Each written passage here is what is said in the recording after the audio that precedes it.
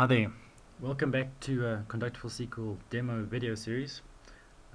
In this video I'm going to show you the advanced auditing capability as well as the resiliency and the automatic resiliency of Conductable SQL. So let's get going. Going back to Management Studio, I've got a little script here to demonstrate something to you. So if you adopt Conductable SQL in your organization, what we typically do is from then onwards, you use this tool to apply, SQL changes to your SQL environment, because then you have the added benefit of knowing that it's guaranteed, that it's audited. There's lots of benefits. So what we have seen though is that Murphy's Law, surely someone at some point is going to not use the tool or do something they shouldn't do. So I'm going to give you an example of that. So I'm going to take this create table statement. Now, if you are using Conduct in your organization and you need a new table created everywhere, you should use the tool itself to do so. But let's say there's a junior DBA, he's just started, he's not quite familiar on the process, so he takes matters into his own hands. He then goes, he opens Management Studio like I am now, he connects to one of the instances. I'm at one of the clients here for Conductable SQL, and he executes that SQL like I am, manually, directly into the database. He's created that table. Later on, one of the more senior DBAs comes in and says, okay guys, we need to create a new table today. I'm going to go into Conductable SQL. I'm going to say send a command to all of my clients and go and create me this table. You may put in metadata. This could be part of a project that he wants to track and audit with Conductable SQL. I'm going to enter some information in there, and he says submit. We are going to see a problem now, as we should. And for the first time in this demo series, you're actually seeing red now. Red, as I explained in an earlier video, means that there's an error. Yellow just means we're just waiting for all the instances to respond back to us. But red means that at least one of the responses is, there's an error. So I can click close, and I can click on that command to see the detailed auditing, and I can see now at the bottom here there's a problem with box 1, and we tell you, you can see on the right hand side there, we return the error to you. We don't just say, oh, something went wrong. Over there we actually say there's already an object named test table 1 in the database. Okay, it's good to know, at least you know exactly why something went wrong. But if I was that DBA, I'd be like, well, why is that table there? That's where you can really use our advanced auditing. So the problem happened on this client over here, box number 1. So I'm going to go up to this window here, which we haven't worked with before. This window up here actually allows you to connect to a specific instance client. So you can see all the instances there. In this case, box 1 is the problem. So I can then just click on the little magnifying glass, and what that will do is it will now connect me to the client, not to central. I'm now working and analyzing stuff at that client. You can see straight away little red lights, so it's telling you something's wrong here. There's the error that happened at the client. It says there's already an object named test table 1 in the database. If you go up here on the far left, you'll see there is an audit button right up there in the corner. So if I click on that audit button, it opens up all the audit information for this client. As you can see up here, we audit at a server level, so all creations of security logins, databases, those kinds of things will appear here. We audit at a database level, so you can select a specific database and say audit it and see everything that's been happening in there, like creation of views and tables and stored procs. But for me, the nicest one in this kind of scenario is the search. So I can click on search and say, right, I know something's happened with test table 1. It shouldn't be there, but it's there. So I just type in test table. You can search for anything, a table name, or anything that could be a part of the SQL that was run. I can say find event, and I can see there's a lot of stuff here, obviously from the demos I've done, but right up there I can see, hold on, somebody has created this table. If I click on that, I can see all the detail. I can see, okay, Sean logged in at this time, and he created the table. Alright, this is very useful stuff. So I can even hover over there and see the exact SQL that he executed.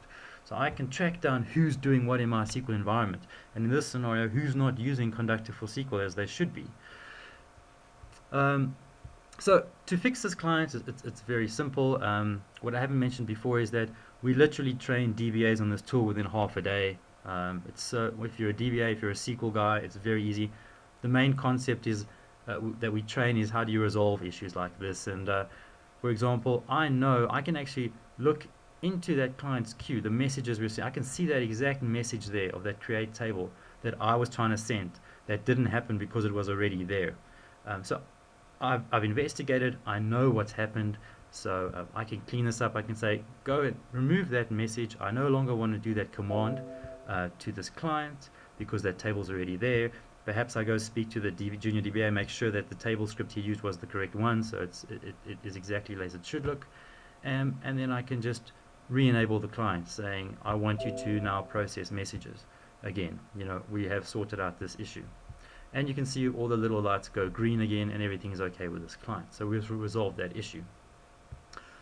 What if you actually do something like this across all your instances? What if you actually don't test your SQL script and you actually go and bring down all the client instances from receiving messages because you put a bad message on there?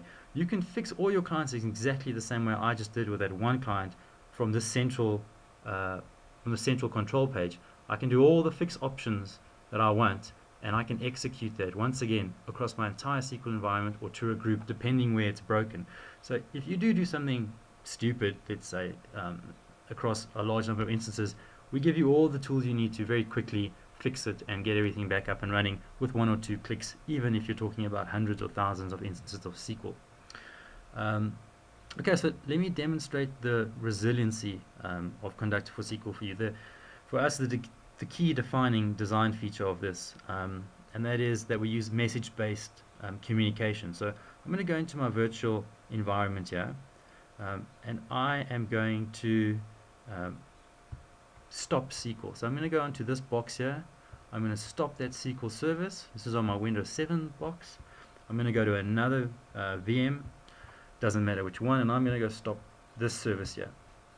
So I've stopped SQL Server 2 of my client instances from running.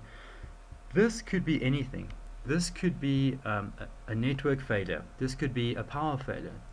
If for any reason that instance of SQL we cannot reach it, this is kind of showing you that scenario. So I'm going to carry on working Conductor as I normally would. So I would say, right, let's go and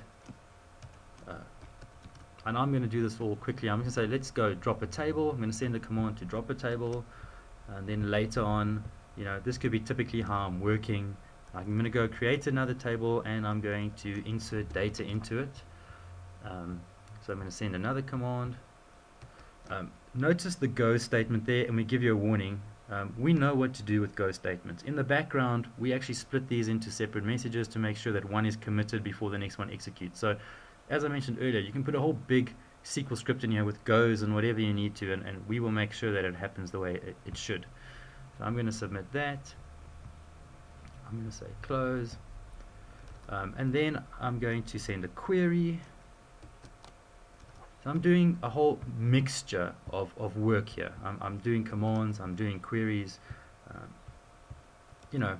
my day-to-day kind of stuff, and the last thing I might want to do on this day is go drop another table. So I've done that. Now on our auditing screens here, as I'm expecting to see, as you can see up there, that I've got 2 outstanding.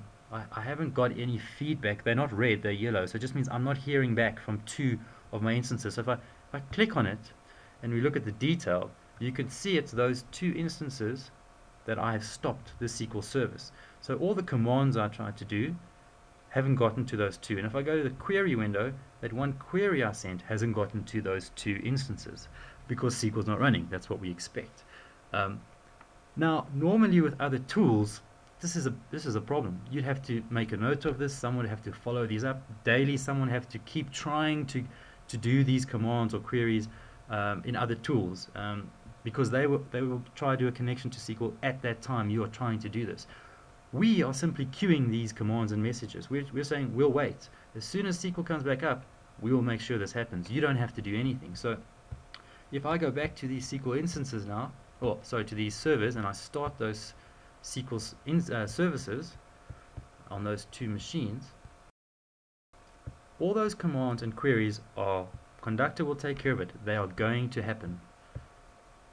It might take up to a minute because we retry every 60 seconds. So depending how close I turned on those SQL services to the retry interval, it might take up to a minute. So if I hit refresh here, there you go. Everything's gone green.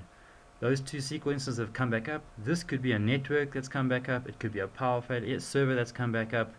You didn't have to do anything as a DBA. It's taken care of by our tool, which is a great feature. Because of our message infrastructure communication platform. So there you have it. That's the demo of all the key features of Conductor for SQL. I hope you like what you saw. If you're interested in anything you've seen, if you want to have a demo in person, please contact our Enterprise Work Sales Department. We'll be more than happy to see you. Thank you for your time.